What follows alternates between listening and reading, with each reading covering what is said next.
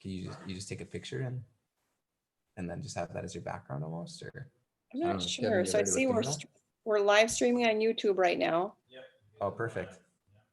Okay, we're all ready to go. All right. Awesome. Thanks for saying that, Becky. So I'm Dan. This is Becky, and we're excited to meet with you and talk today in another one of our educational webinars. So we're both part of the team here at Myo, and we have in-studio locations, we have online programs, and that's called the Myo Pivot. And we've actually recently opened up our studios again, which is really exciting. So we get to spend some time today looking at some of our in-studio stuff. And if you have more questions about what Myo is, you can check us out at myostrong.com. But basically, in a nutshell, we're the only one-on-one private strength training you can perform in business clothes in 20 minutes twice a week with minimal risk of injury. And our desire is to come alongside you and other members and other people in our society to build them up so that they might build others up. And we do that with thoughtful precision and individual care, and figuring out what's best for you, and just helping you strengthen your body so you can live life more fully. So that's who we are. And today we're just excited to talk about a couple different topics related to strength training again. Last week we spent time looking at fat loss and insulin sensitivity and related to high intensity strength training in the way that we focus here within Myo. And in previous weeks, you can check out other conversations around goals and around intensity and exercise and recreation and a few different topics. But today we want to hit on a few different things related to really our protocol here within Myo. And we use a form of strength training that's called super slow. It's a super slow methodology. And so it has to do with multiple aspects, one of which is speed. And so we're going to spend some time talking about speed and how that relates to form and momentum and muscle activation and muscle contraction and fatigue. So we're going to hit on a few of those topics today. And Becky's going to spend some time kind of leading us into that. And I don't know, is there anything else, Becky, before we get going that you wanted to talk about? Just wanted to jump in when you're talking about Myo and being able to work out in 20 minutes in business clothes. The reason you can work out in business clothes is because it's a no sweat workout. That's really important. And our clients love that because you don't have to take a shower and redo your hair and makeup and, get changed all over again. You can come in your dress clothes and train. We keep our in-studio rooms at about 64 degrees, 62 degrees. So it's cool. And we have fans blowing. And so you come out looking just like you did before, but your muscles are extremely fatigued. Yep. And actually, to jump off that, I was taken through a workout a couple days ago. So you can do that on YouTube if you subscribe to our page, and you can watch me do a workout. Literally, I took my tie off, rolled up my sleeves, kept everything the same, and did a workout. Actually, it was 12 minutes for me, and I didn't sweat at all. So it really works amazingly. Becky's actually gonna kind of put me into a machine here and maybe do something through one of our Myo Pivot movements as well. So we'll jump back into one of the rooms here in a little bit and I'll do that, but I'll just take my tie off and I'll do the exercise as she kind of coaches me through it and talks through a few different pieces of it. So yeah, Becky, if there's nothing else, you want to jump kind of right into some of the thoughts that you have around speed and momentum and acceleration and. All right. So as Dan mentioned, our protocol is super slow. And what that means is that it's a high intensity exercise in which the movements are performed very slowly. We use a 10-second positive, 10-second negative repetition routine. And what that means is that you're lifting the weight. You're taking 10 seconds to lift the weight, 10 seconds to lower the weight. And the reason we do this is that there's actually 3 reasons we subscribe to this super slow protocol. One is it allows you to focus more. That's one thing. So if you're moving very slowly, so for instance, if you're doing an exercise where you're pushing your hands forward like this and engaging your pecs, if you're moving very slowly, you can think about your body position. So you can think, okay, where's my head? Where are my shoulders? what I can think, you can be thinking about the muscles you're trying to activate and fatigue. And that is very helpful in fatiguing those targeted muscles. The second thing is it eliminates momentum. So if you're going very slowly like this, instead of pushing really hard, that is allowing your muscles to be fatigued at every single inch of that movement. Now, in contrast, think of like a weightlifter who is in a weightlifting competition where they'll do that snap where they try to get the barbell up to their shoulders and then up above their head. So it's a real quick action. What that is doing is there's quite a bit of distance there where there's actually, they're using momentum to get that weight moved. We don't want to do that when we're doing strength training because we want those muscles. Our goal is to get deep fatigue of the muscles. We don't want any rest to be happening at any phase of the repetition. And the third thing is we don't want to have any kind of segmentation where it would cause a lot of force or on those joints, especially backs and knees can get hurt if injured, if we are moving really quickly and putting a lot of force on those areas. So those are some of the reasons that it's really important to move very slowly. When you train in studio with one of our instructors, we use what's called the cadence count to help you develop that speed. And so we'll count 1, 2, 3, 4, halfway, 6, 7, 8, 9, 10. And that's one phase of the repetition. And then we'll count again the other way. And eventually what will happen is you'll be able to develop that speed on your own. So we won't have to be counting all the time. But it's really fascinating to see how much more difficult an exercise is when it's done very slowly. So Dan, you're going to hop on to one of our machines here at the Yes, you Myo. want to see, this is room B of one of our studios. And so you can see some of the equipment that we have. This is essentially all Renaissance exercise equipment.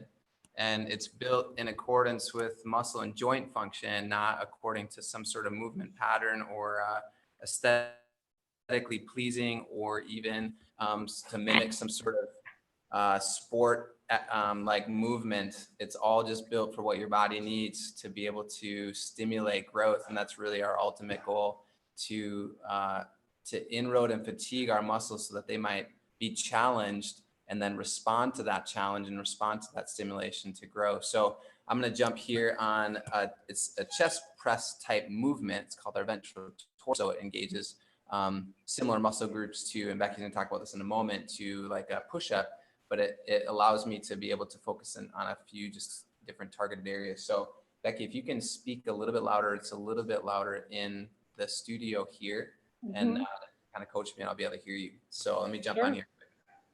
Okay. Well, Dan is getting situated in the ventral torso machine. I just want to point out too about the equipment. With a no sweat workout, like we talked about earlier, that also keeps the machines a lot cleaner. So sanitation is very important, especially in this COVID concerned world. And so that's just another way that this is a very safe workout, is low perspiration and low body fluids there. No body fluids being sweated out.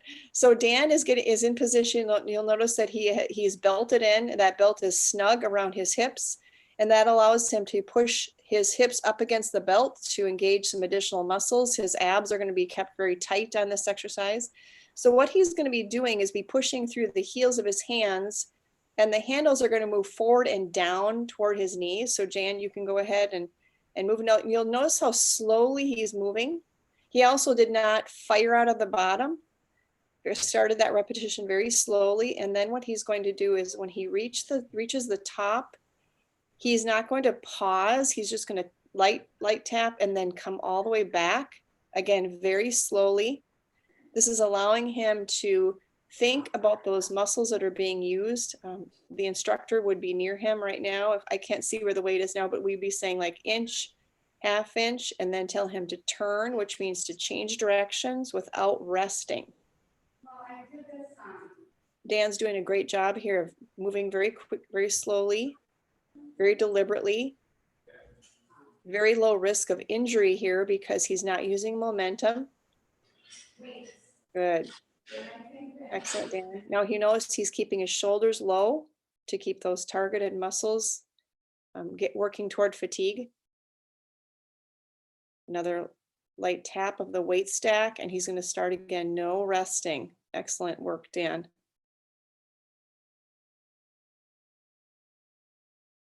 Now this is getting to be very difficult. You'll see his breathing increasing. And even when that's happening, he's not going to be snapping or starting a new repetition very quickly. You'll see it come back very slowly. We call this the turn. He'll just have that light tap of the weight, and watch how slowly he starts the next repetition. Good. Even though it's getting more and more challenging.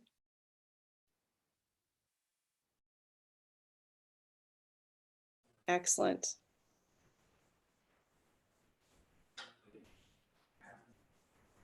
All right, Dan, we're going to have you try to complete one more if you can. Turn there. Turn. Now make this very slow, this turn. There you go. Slow. That's it. Keep breathing. There you go. Come into this very slowly. Just a light tap at the top. There's a tendency to want to rest here. Don't let your muscles rest. Now come back halfway.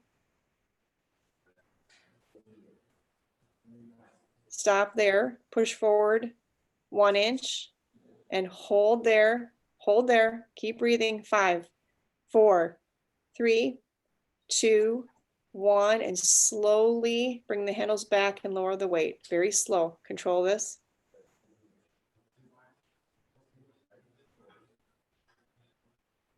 All right, very good. Nice work, Dan.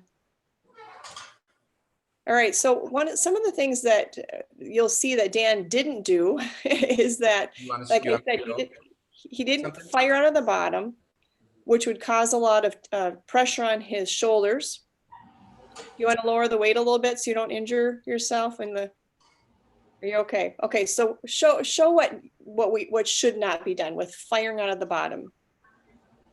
All right, so if I were going to fire out of the bottom, I would just generate a ton of force and acceleration, and I would probably not drive through my back, but rather through my shoulders, just naturally, and I would just do that.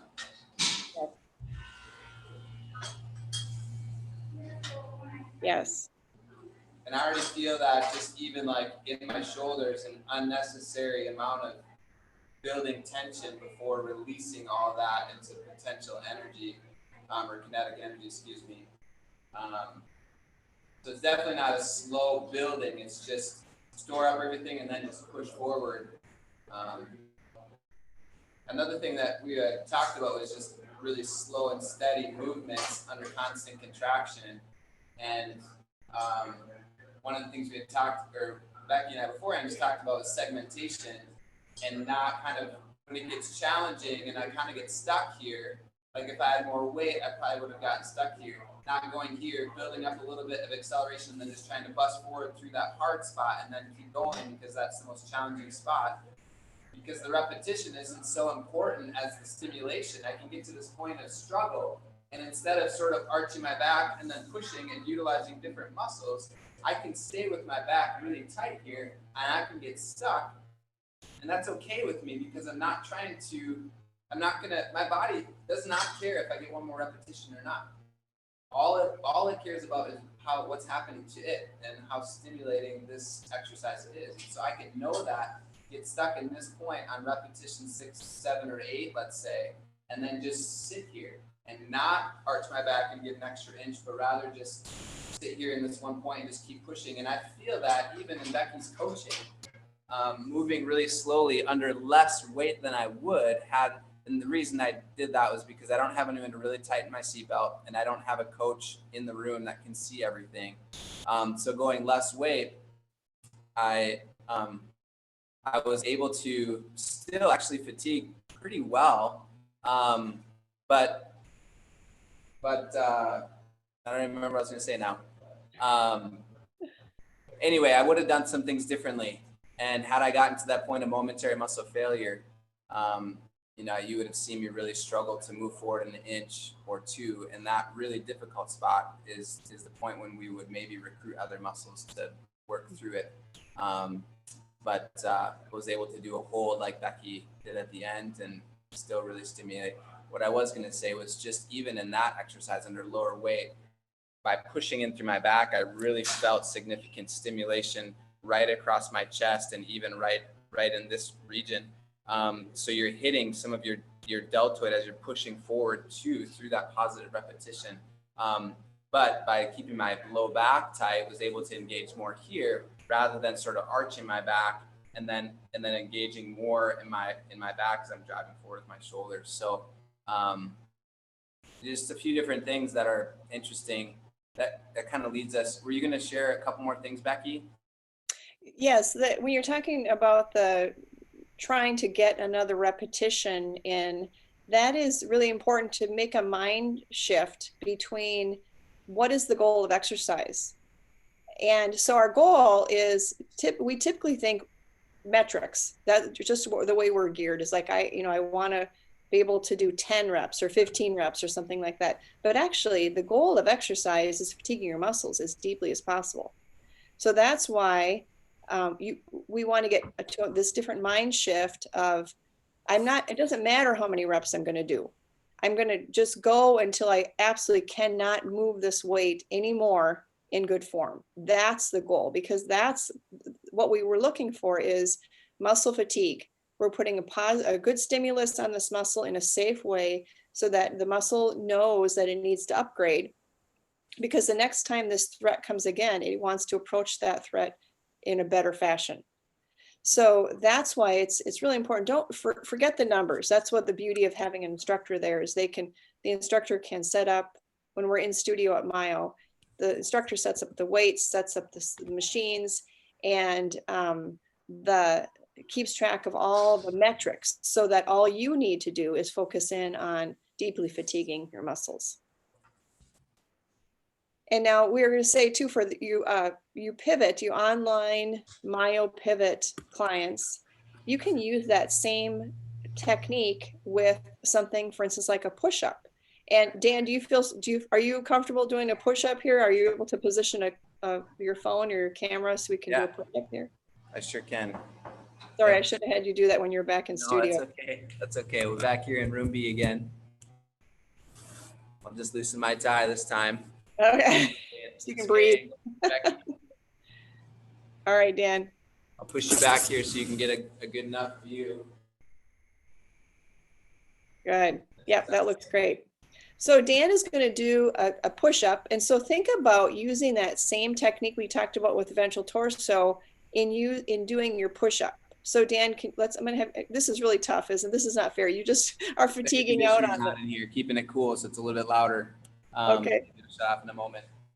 All right. So we're going to really put Dan through a ringer today because he was on the machine and now he's going to do a push-up. So if you're not in studio and you're home and you're doing a workout at home, this is a type of push-up that you'll want to do. Okay, so Dan, can you demonstrate for us a good, solid Myo Pivot push-up? Nice and slow, using that same technique we talked about, not firing out of the bottom, a super slow push-up. As I begin, one of the things we'll talk about in a moment is muscle activation and setting up and stabilizing for these Myo Pivot exercises. So what I want to do before beginning is think about squeezing my glutes, squeezing my abdomen, and really retracting my shoulders back here rather than having them protracted. And I'll show you in a moment as I drive forward, but really retracting my shoulders, driving through the heels of my hands and my toes. Go ahead and coach me through, Becky.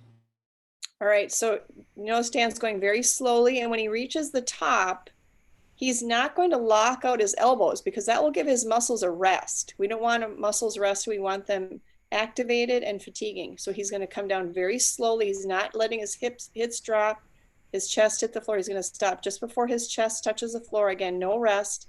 He's going to start again, very slowly. Excellent form. Like he said, glutes, abs contracted, no elbow lockout. And you'll see he's starting to shake, he's fatiguing, but he's continuing on and he's not going to drop down or burst out of the bottom. Good, Dan. He's keeping breathing. You also don't want to be holding your breath while you're exercising. Keep steady breathing. Right, and as he's approaching fatigue,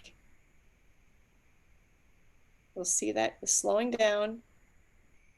Good, but always maintaining form, not worrying about the repetitions. All he's going for is muscle fatigue.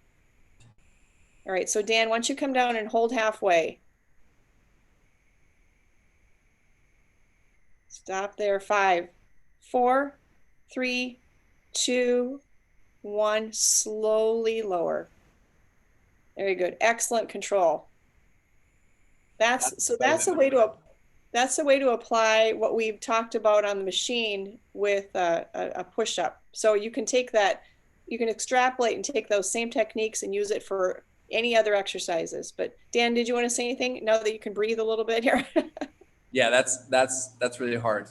Minute and a half, about 4.5, 5 push-ups is all I can max out, even prior to with fully rested muscles. So we were just going to talk a little bit about muscle activation, and even with MyoPivot or at the studios, muscle activation is a huge part of going slow, as Becky mentioned earlier, and being able to really focus on the group that we're trying to target, rather than just doing the movement without thinking about that, or just thinking about doing a repetition. A lot of people can just do a push-up or just do maybe even just a pull-up or something like that. But activating the muscle group that you actually are trying to target is a huge part of stimulating growth there. I think some of the challenges, like there's a woman who's been a member here for a while, and when she first came in, she was having a hard time even activating her abdomen. And we were trying to encourage her and just kind of instruct, okay, here's that activation piece. And she just really had a hard time doing that. So we got to work with her specifically for a while. And it's fun to hear now, even as we've progressed for the last number of months, where she's like, I can definitely feel when I'm contracting, like I can activate it more easily, but then also I feel stronger in that region because of how it's been stimulated and grown. And it's been, once or twice a week for 20 minutes for the last couple of months, and for her to be able to feel that and know that that's helping with her posture and the general core region of her body, and helping stabilize. And she's, she's middle-aged. So it's important for her to be able to live well and live strong, having sort of that core region of her body strengthened with her obliques and glutes and low back and abdomen. But some of it too is challenging from a MyoPivot standpoint, is to find what muscle groups am I trying to target? And maybe in the exercises, you're supposed to squeeze your glutes and then squeeze your quads and retract your back and squeeze your abdomen. And all these things are really challenging, and that's okay. Like, it can be challenging. Don't get overwhelmed by that. Just pick one thing, even at the in-studio places. And what as we're coaching through, there's maybe 4 or 5 things that need attention. But we're not going to try to do all that in one exercise. And especially like as I near the end of that push-up, all I'm thinking about is trying to maintain what form I know, and then also just trying to stimulate my body. And so to think about 6 or 7 things, it's going to make something else like my form suffer, or my ability to raise with the intensity of the moment to keep doing the exercise and the movement. So muscle activation is a huge part of these exercises. And by virtue of how the machines are set up here in studio, they activate the muscle groups really intentionally, where you don't necessarily have to think about some of the movements. Like, for instance, in the leg press, people are always saying, wow, I feel a ton in my quads and in my hamstrings. Primarily, they're engaging their glutes, although they're maybe not even sensitive to that. As you do a MyoPivot body squat, you're going to need to be more intentional in activating your glutes. And people are constantly sort of having revelations of, oh, wow, that's what it means to activate. Now I feel that. For instance, working with a client recently, and just said, you know what, sit on your bottom on a chair and sort of retract your back and have good posture. And I just want you to raise your body, squeeze your buttocks together, see if you can raise your body an inch or two. And it's like, oh, okay, I feel that. inward glute squeeze. Perfect. That's the type of squeeze that we want to have at this point of this exercise on the body squat or whatever. So just working with people, helping them discover activating, or even potentially there's something deeper underlying that we're not able to address as far as even the body's ability to activate that muscle group. And so we can say, wow, it seems like we're having a hard time. Why don't we go, here's a place you could check out and see if they can help you. And then all of a sudden now that muscle is actually firing in the way that it should be. Now we can get in and begin to stimulate and challenge it the way we can do really well. So muscle activation and muscle focus is really important in our exercises because of the slowness of the speed. We're actually able to give attention and focus to that muscle group, primarily like thinking about pushing through with my chest, squeezing my abdomen as I'm doing that push-up, so on and so forth. So just a couple thoughts that I wanted to add as far as slower speed giving me freedom to intentionally engage those muscles rather than thinking about just completing the movement or completing the 4 repetitions and 3 sets or whatever that ends up being for people. I can just think about the stimulation. There's actually been a lot of, or there's been some research done too that's been pretty fun to see how even if you're doing 3 sets of an exercise, the greatest effect on your body actually happens in that first set.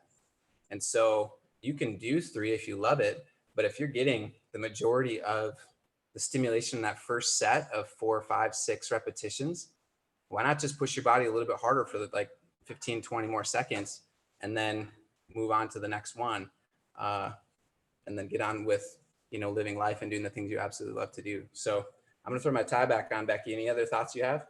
The last thing I wanted to say is that, our bodies are very efficient. They're designed to be very efficient. And so there's a natural tendency for our bodies to want to recruit a number of different muscles to perform a task. And so think of using 5 different muscles at 20% of energy versus one muscle at 100%.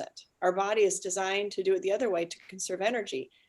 And that is one of the reasons why we want to snap out of things or move into things really quickly, because we're trying to avoid expending energy.